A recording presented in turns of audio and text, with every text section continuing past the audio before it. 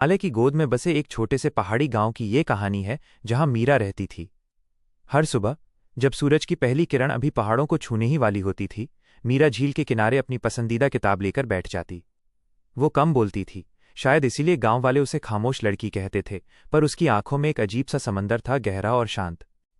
तभी शहर की भीड़ भाड़ से दूर सुकून की तलाश में आरव वहां आया।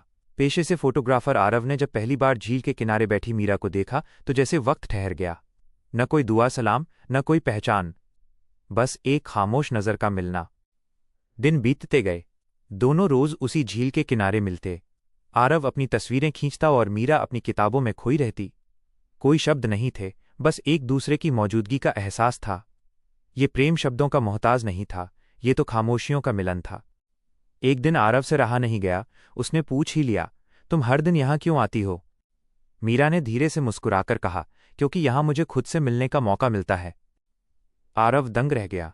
बातों का सिलसिला शुरू हुआ, सपनों की बातें, अधूरी हसरतों की बातें। और फिर आरव को पता चला कि मीरा सुन नहीं सकती, लेकिन आरव के लिए ये कोई कमी नहीं थी। उसने मीरा के लिए इशारों की भाषा सीखी। उनका प्यार दिखावे से कोसों दूर, सिर्फ समझ और अपनेपन की डोर से बंधा था। पर वक्त की अपनी रफ्तार होती है।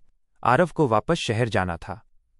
विदाई के उस भावुक पल में आरव ने मीरा के हाथों में अपना कैमरा रखा और इशारों में कहा, अब तुम दुनिया को अपनी नज़र से दिखाओ। मीरा की आंखों में आंसू थे, पर होठों पर एक ऐसी मुस्कान जो हजारों शब्द कह रही थी। सालों बीत गए। उसी झील के किनारे एक प्रदर्शनी लगी जिसका नाम था खामोश प्रेम। हर तस्वीर में मीरा का नजरिया था, उसकी रूह थी। और सबसे आखिरी तस्वीर ने सबका दिल जीत लिया। उसमें झील के किनारे दो लोग एक दूसरे का हाथ थामे बैठे थे। सच ही तो है, सच्चा प्रेम आवाज का मोहताज नहीं होता।